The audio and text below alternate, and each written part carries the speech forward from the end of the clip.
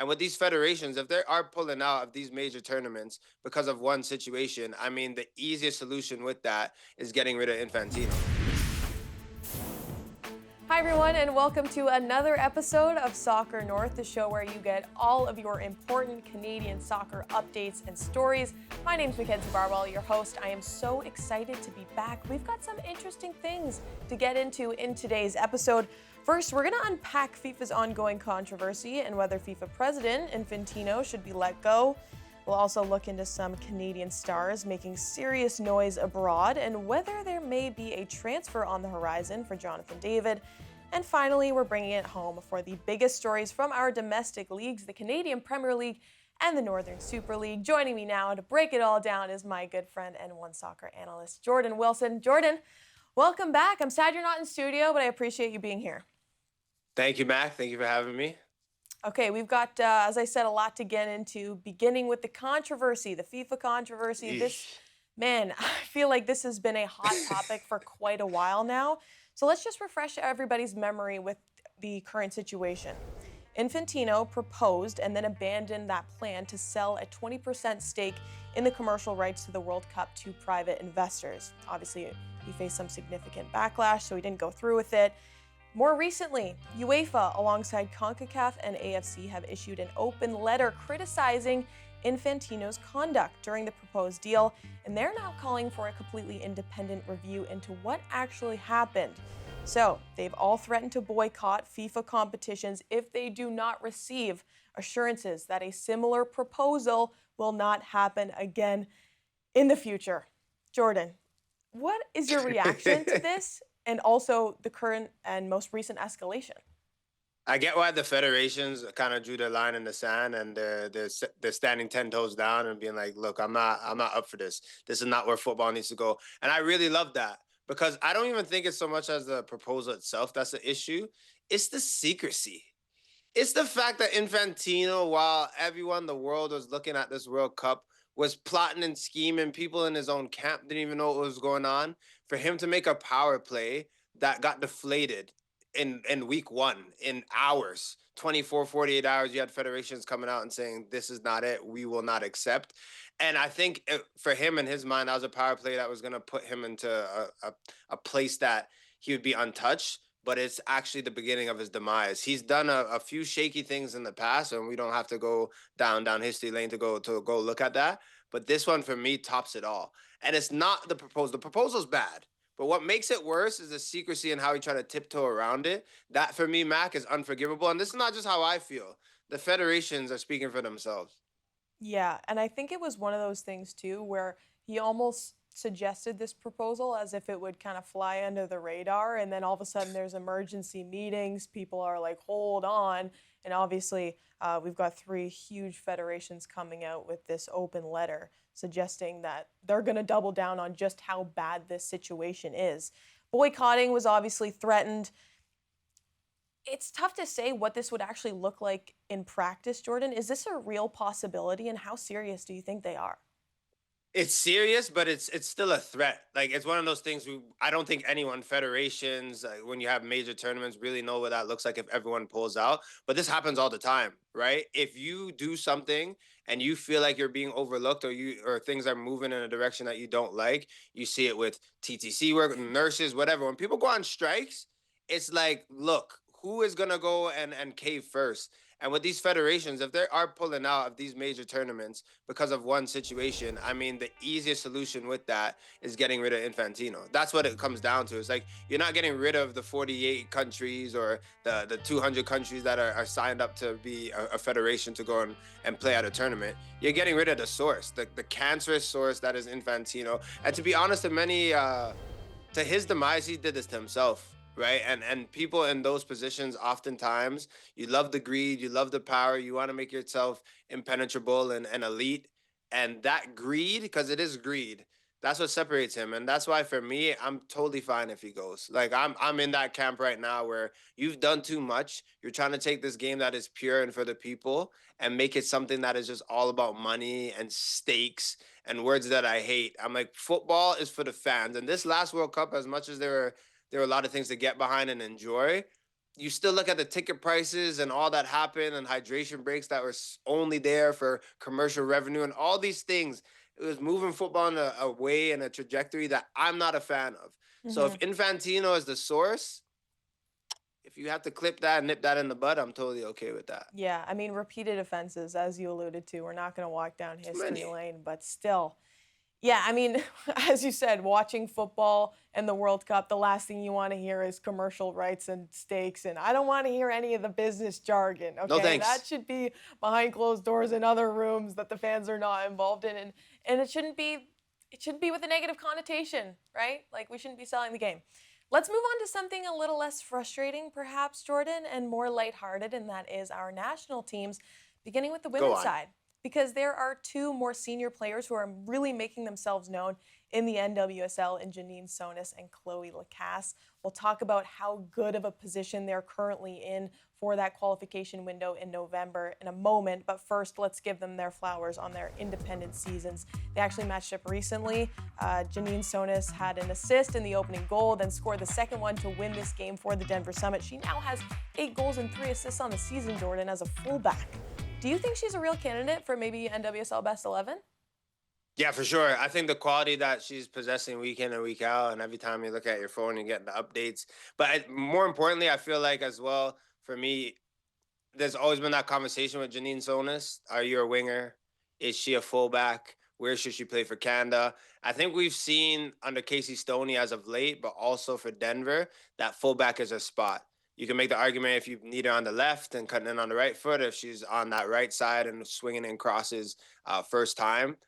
But it's there. And I think for me, how I always look at these players when they're playing for club is how can that translate to your national team?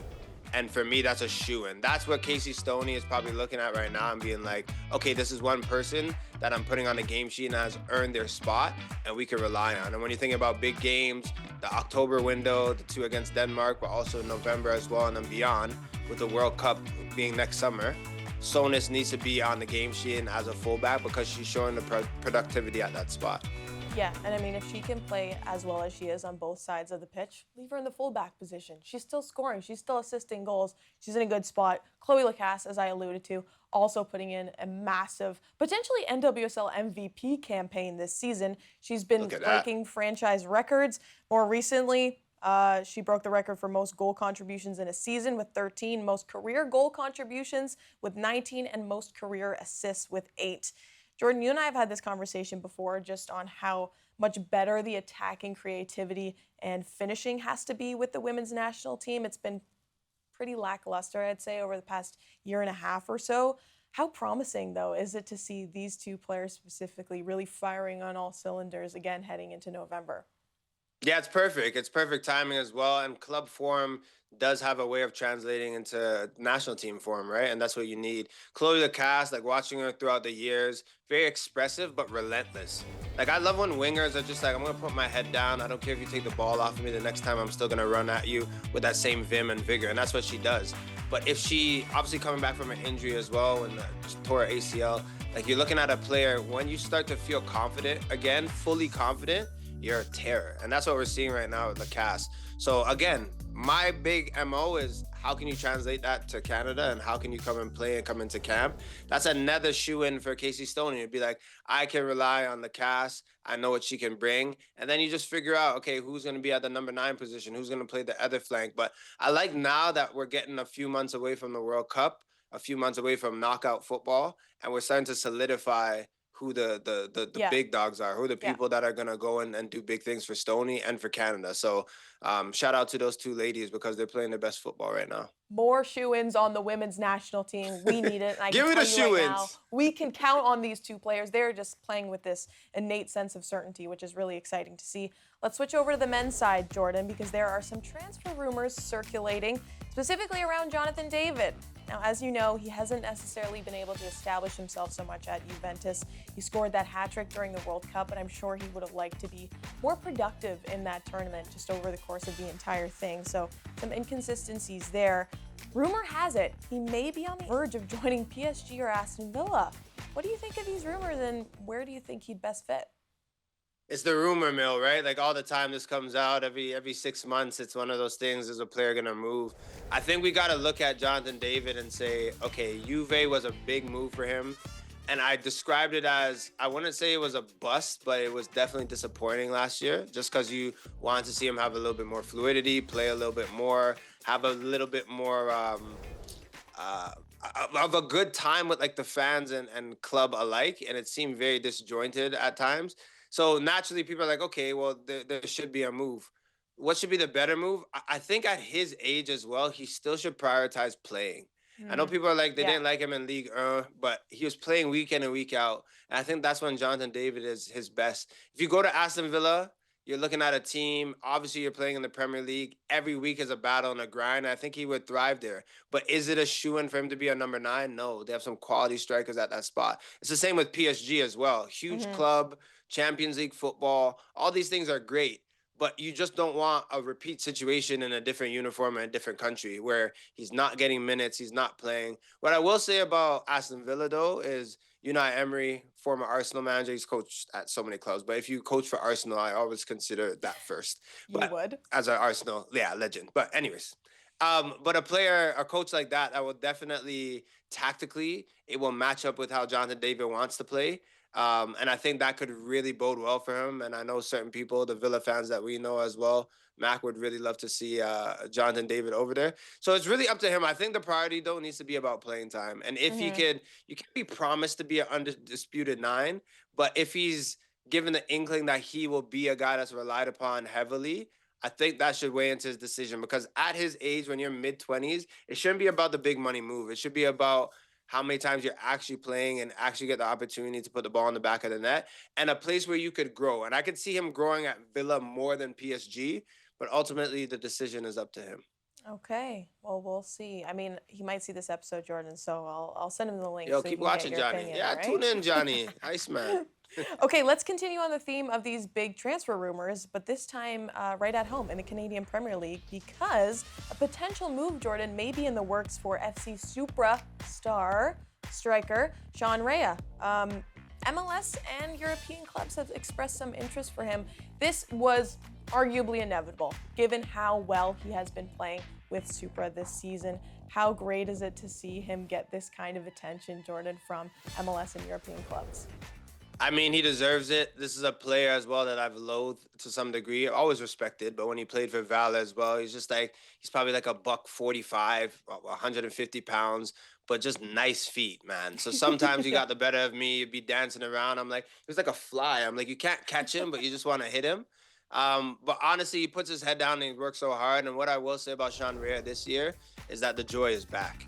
Like when you play and you go from MLS, you have Montreal and Halifax, who's coming off the bench, and he was. I can't ever forget that in a big game he's taking off in knockout football against York United, not into Toronto. Like there are all these moments for Sean Rea. You're like, he's not maximizing his potential. He's doing that this season.